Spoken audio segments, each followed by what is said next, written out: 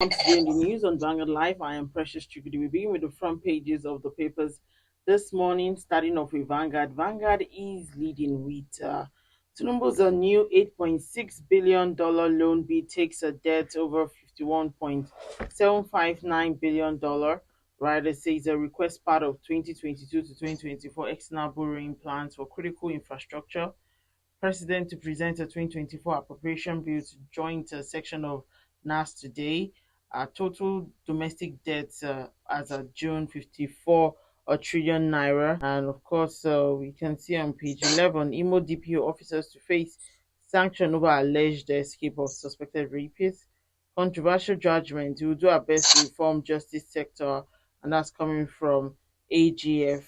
And on page 8, it is possible to grow $1 trillion economy in 10 years. That's coming from Tinubu. Appeal court affirms Fubara as Rivers governor. Stories above. Pensioners' assets in domestic foreign stock up 59.6% to 1.5 trillion naira. On page 13, military onslaught forced 160,000 terrorists to lay down arms, and that's coming from Zulum. And the Guardian lecture, How Nigeria, Africa Can End Global Respect, and that's coming from Additional and others. Alleged fraud, Emefiele, not owner of firm, awarded a 1.2 billion naira contract, and that's from a witness. Let's take a look at the Nation newspaper. The Nation is leading with Speaker Aida Tiwa to send quit letter. You can read that on page 4. Stories about President seeks $8.6 billion, 100 million euro loan to improve livelihood. Fulfill $100 billion pledge on climate change. Tinubu to tell US and EU. Emefiele yet to meet bail conditions, back in prison. Obaseki should have consulted me on successor, says Shuaibu. Take a look at the Guardian newspaper. The Guardian is leading with after $3 billion crude deal, additional ones against the resource-backed debts. You can see that on page 6. Jega asks lawmakers to prescribe cross-carpeting by politicians. Once INEC unbundled, you can read that on page 3. Tinubu seeks Senate validation for $8.6 billion, 100 million euro loans approved by Buhari's government. Over 27 million kids driven into hunger, malnutrition by extreme weather. Subsidy removal has battered us with a hardship pain, says pensioners. Appeal court affirms the Fubara as Rivers governor dismisses co-order suit. We'll take a look at the Punch newspaper. The Punch is leading with bank recapitalization. Federal government backs CBN. Investors rush for mega bank stocks. The writer says that we must address banks' capital adequacy to grow economy. Tinubu's advisor. Investors inject 110 billion naira in UBA, FBNH, Zenith access other stocks in 2 days. FCT police nab suspected murderer, kidnappers, robbers, recover arms. On page 26, Emefiele fails to perfect bail. EFCC opens 1.2 billion naira trial. Cool scare, 34 declared wanted. ECOWAS team arrives Sierra Leone. Boko Haram terrorists behead 11 Borno loggers. Stories above. Ondo crisis worsens. Assembly demands Aida Tiwa's resignation. Rider says heavy security present at Ondo Assembly. Lawmakers give conditions for truce. You can read that on page 25. Lastly, on the front page of the Punch newspaper, Supreme Court NJC screens the 22 nominees. Candidates face DSS. Others, Justice Kekere Ekun head screening panel. Tinubu may get list Friday. And that's how we can take on the front pages of the papers this morning. Join us after the break. We'll be right back.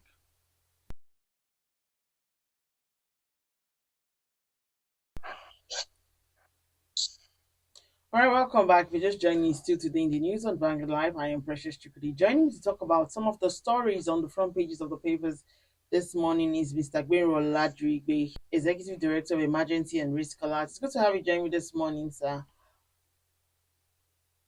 It's a pleasure being with you. All right, Thank so you. let's delve into what we have this morning, and we're looking at the the story of what Nigeria's external debt profile will hit over $51 billion as the president has asked the National Assembly approval for $8.6 billion and 100 million foreign loan. What's your take on external borrowings?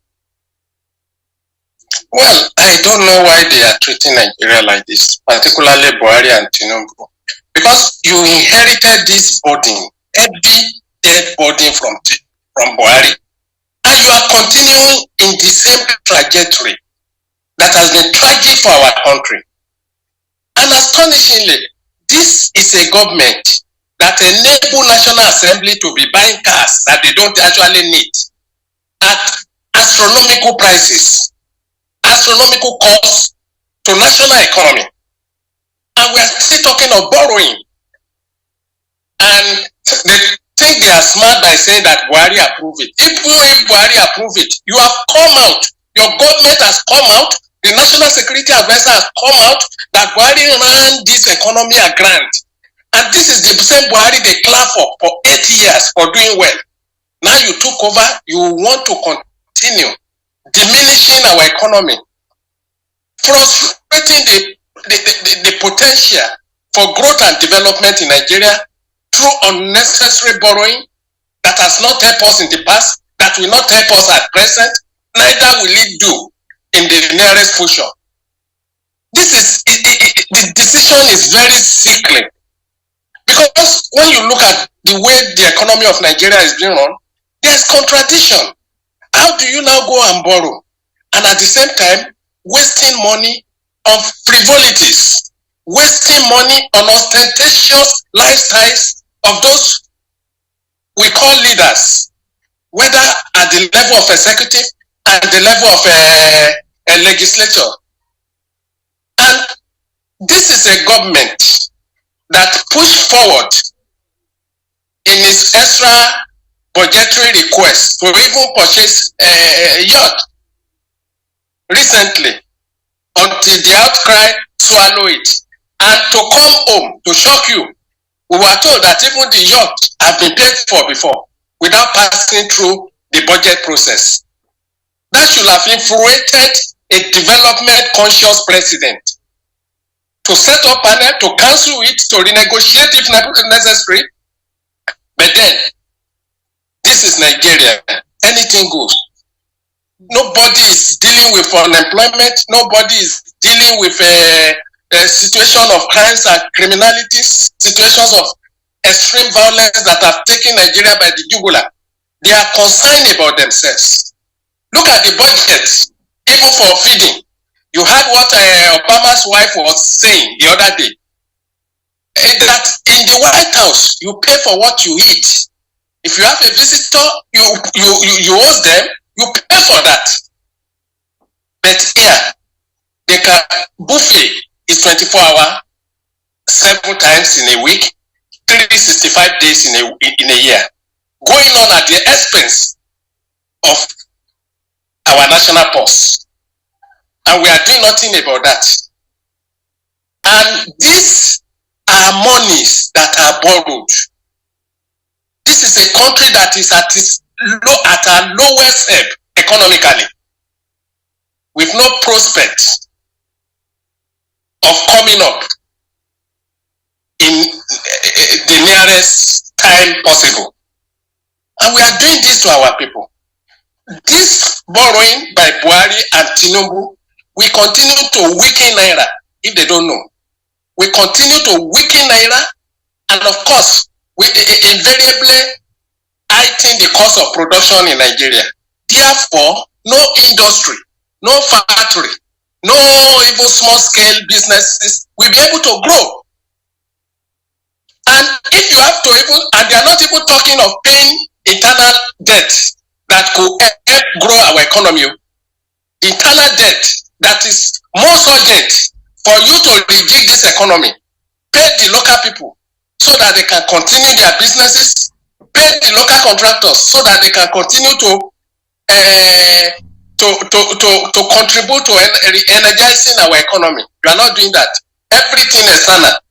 Externalizing problem, externalizing debt, externalizing everything we have, and yet no action. There is no investor coming to this environment. They are just wasting money on frivolities. Buhari went throughout the country looking for foreign investors who will come to economy that is not guaranteed. The policy is not straightforward. Nothing is guaranteed. Nothing is stable in terms of policy, in terms of politics, in terms of law, even in terms of planning. And yet you continue to borrow. Borrow for who? Borrow to do what? 80% of the money that they have borrowed ended up in private pockets. What of what they are doing? What of what we are getting from Emefiele today? What of Sabiru, the one they call Tunde, Buhari's personal secretary? What of the one from other members of Buhari's cabinet?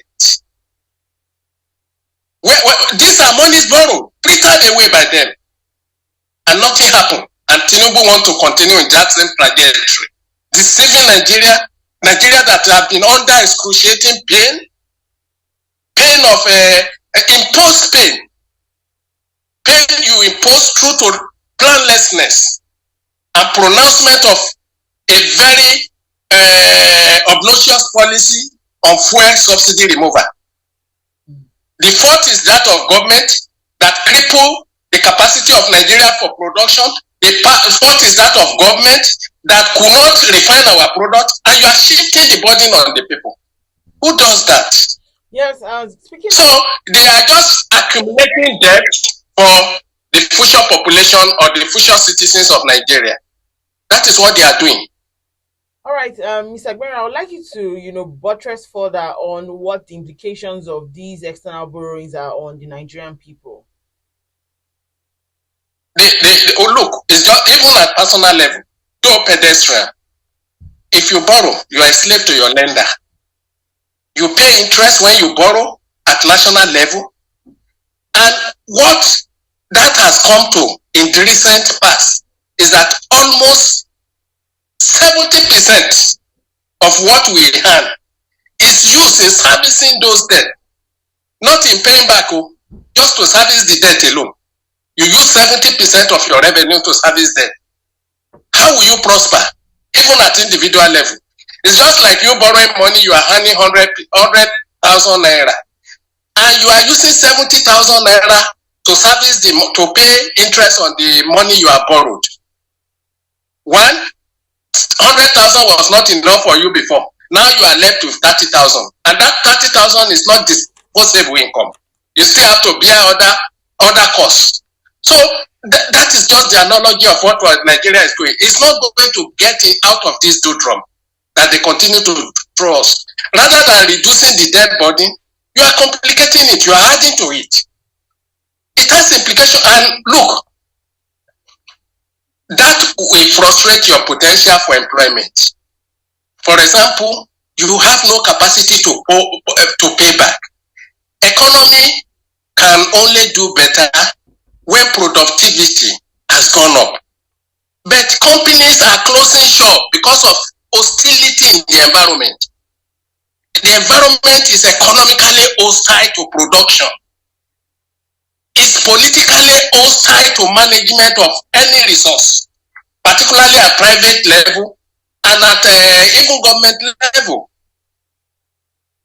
So how are you going to use borrow money to establish something where you are paying interest on it, and then you are going to trigger development in your research sector, in your production sector? Is it possible? Assuming that you even do, because of the fall in the intrinsic value of Naira, and because of high value band of foreign currency, you will not, even if there's any production going on in your own economy, the cost of production will be so high to the extent that you will not be able to compete with the same product that is being produced in a lesser cost economy. For example, what I mean by that is this: if you are producing liver brother has run out of this country, assuming that you are producing a tube of close-up at 100 naira.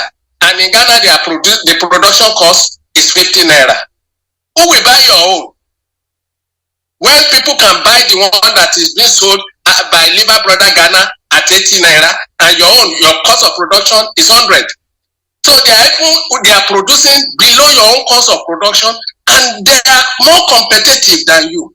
How will you now grow your industrial sector when everybody is running for cost of production due to reckless borrowing, due to reckless importation of what we should be exporting, due to reckless mismanagement of governance? So that is what I mean. So it's a chain reaction. It's not as simple as going and borrow money. Most of this money end up in corruption baskets. That's what I'm even telling you. They don't even use it, half of it, for the purposes for which they are borrowed. We know what is going on now. Maybe they praise Buhari to high heaven. Now they are condemning Buhari, that Buhari handed over a shell, economy that is deprived of any nutrition to them. All right, Mr. Gberu. The same people have started on that same tragic trajectory that ended Buhari, that ended this nation in economic calamity. All right, Mr. Gberu, one of the challenges that we've always had as a country is accountability of borrowed funds. So why is that? Well, that is the way they want it, and that is the way the people of Nigeria, until you have a population that is determined, is conscious of their right, that leaders like Tinubu is not their another leaders, that those are not their masters, that they are servants, that they are elected, and they should be accountable to the people, and they are prepared to hold them accountable. Until we get to that level, the sorrow continue for the nation and our citizens. Look, it is not by chance that you see that government in America, government in United Kingdom work. It is not by chance. It is by purposeful determination of citizens to recognize that their leaders are their servants and they owe them to account. You account for everything. Obama's wife was saying it the other day that if you can like anything, they will come to the president. What do you like to take? He said they will tell Barack that don't take it because they are going to pay for it. But whatever they take here, they don't pay for it. They even use aircraft for their wives and their children. Government airlines, national airline, government airline, they use it, presidential fleet. Aside from that, they eat what they like. They're going to presidency and going to even ordinary Senate president and Senate district. Their house is buffet every day, even in their villages. Run at whose expense? At the expense of the state. How will such a country grow? And this is a country that continues to borrow. How will that country develop? And when the people don't talk, when the people see them as God, and they are not taken up and challenged and made to be accountable, well, the lamentation will continue to go on. No country developed by chance. They develop by active participation of their citizens. It is the common fate of the indolence to have their rights taken away by the active. The condition upon which God has given liberty to man is external vigilance. Nigerians are not vigilant people. They support their oppressor. They arm those who are their dictator. They arm them so as to wound and injure them. They clap for them at the expense of their own comfort and growth and development.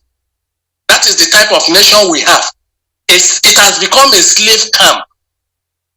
And the relationship, which is expected to be social contract, has become a partnership deed between the slaves and the slave masters.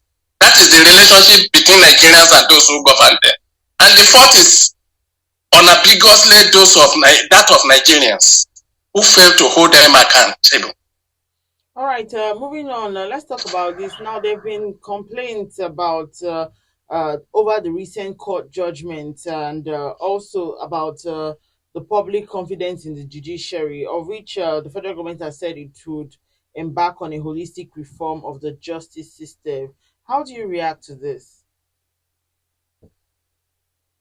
My reaction is that demons cannot cast out demons. Who appointed them in the first place? Are they qualified? Is it not their children, their friends, their concubines they put in judiciary? And that is why we are getting what we are, the type of chaos that is coming up from the judiciary. These are people who are, their appointments are politically determined and not because of competence. It's who you know. And that is where systemic failure comes from. If you do the systemic analysis of what is going on in Nigeria today, you can still trace that to corruption, nepotism, who you know ism. Before you get to, you look at the quality of those that they are drafting to the judiciary, to the bench today. Sons and daughters of judges, sons and daughters of politicians, wives of politicians. Look at the one they brought out in Kogi the other day by Governor Yaya Bello. To the extent that even inserted the name of his wife, that has no such qualification, has not practiced to desirable length of time, and it has not even engaged. It cannot be quoted to have stood before judge. Now you want to become judge. You want your wife to go and become judge. For a country like this, what will that bring?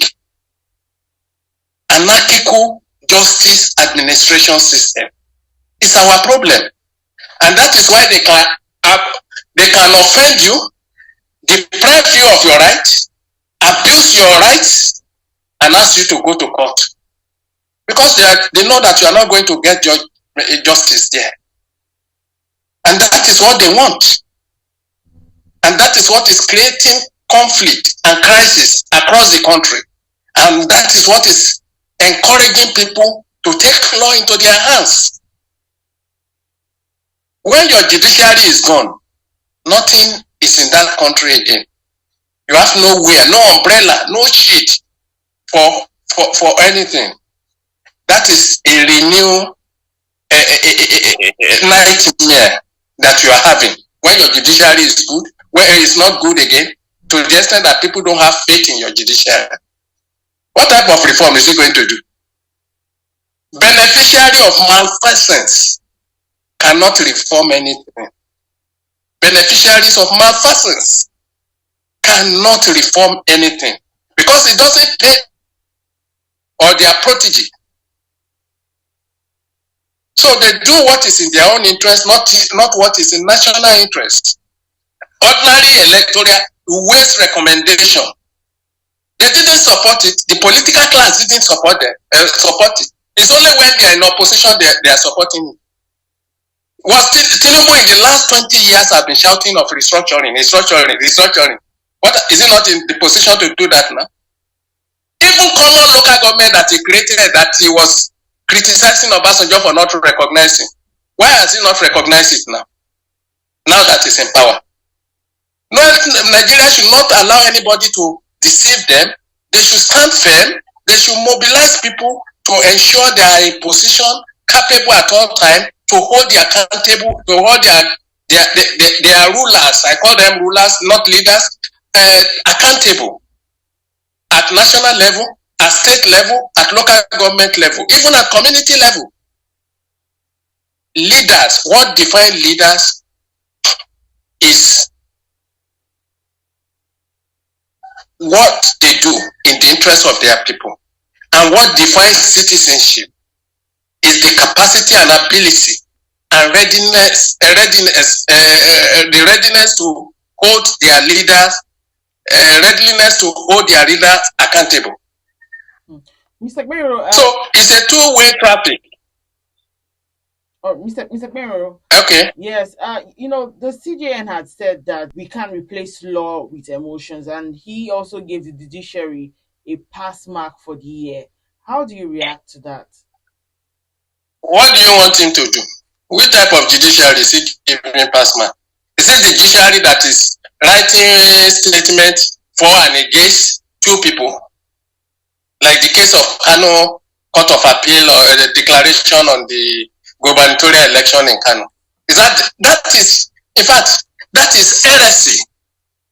That is heresy. Is it judiciary that you go just for enforcement of your right? For 2 years you are still in jail, and they are not contributing to to actualizing the enforcement of your right or granting you your right. Is that the same judiciary? What type of judiciary that, how many people even have access to court in the first place? Access is denied at the level of you're being poor or you're being rich. So is that a judiciary that somebody should be proud of? I think these people should reflect on what they are doing to the nation. How can you award judiciary pass mark? Pass mark for what? A high court in Kano we make a judgment. Another high court in Abia State we make on that same matter, the same material facts. I'm talking of court of equal jurisdiction. All right, Mr. Gbero, let's touch on this one before we go. Yeah. The president has said that his administration renewed hope agenda can build $1 trillion economy within the next decade. That's with leveraging the nation's population and resources. Do you agree? Why should I listen to somebody that is campaigning when he's in power? Just do it and let us see it. Look, you are not an hypothetical, you are in power. So why campaigning? You can do it.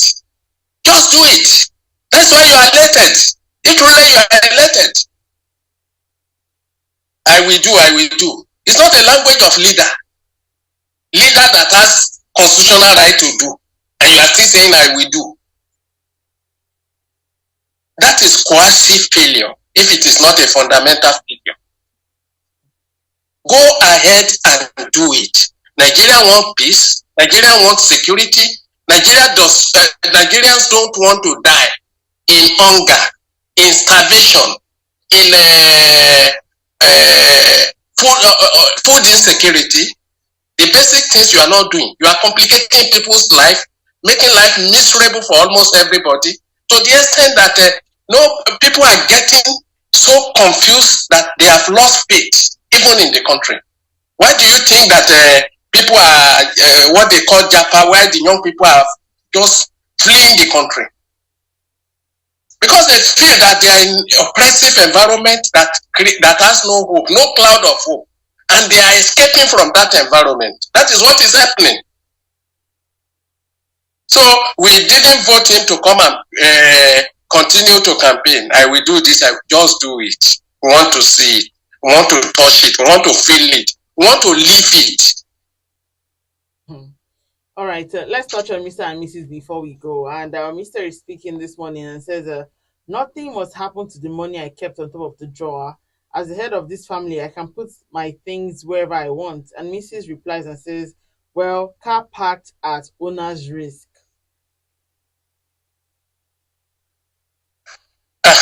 Well, car park at owner's risk. We own the house together. Of course, what that message is telling you is that whatever you own, I own it. So don't complain that anything is missed here. Whether it's money, whatever it is.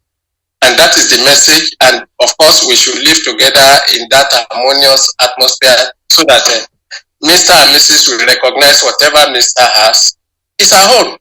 And whatever Mrs. has is his own. But it's very difficult to reconcile that Because what has been in our environment is that what the man owns is our own, and what the woman's own is our own. So I don't know how we can change that. But let us manage ourselves so that we continue to live harmoniously, happily, and keep up alive in spite the night marriage climate that have been created by misgovernance. It has affected family. Family is in chaos now, crisis, economic crisis, and of course, losing control over their homes, over their children. Some can no longer fund their children education and everything. So that can be chaotic to the family and inevitably create a state of anomaly across the nation. There is stress. Families are living under stress. And Mrs. and Master and Mr. should just go ahead and enjoy their lives and I said that this time now we need to share together. Don't let us say that this is my own, this is your own, and everything. But let us discuss it and live our life in peace and enjoy and with love. Yeah. All right. Thank you so much, Mr. Agbero Ladrigbe, Executive Director of Emergency and Risk Alert. Thank you for sharing your thoughts with us this morning. It's a pleasure being with you. Thank you. Also, remember that you can equally like, share, and subscribe on all our social media platforms showing on your screen. To find out up-to-date stories, go to our website, www.vanguardngl.com, to find out more. I am Precious Chukudi, and thank you for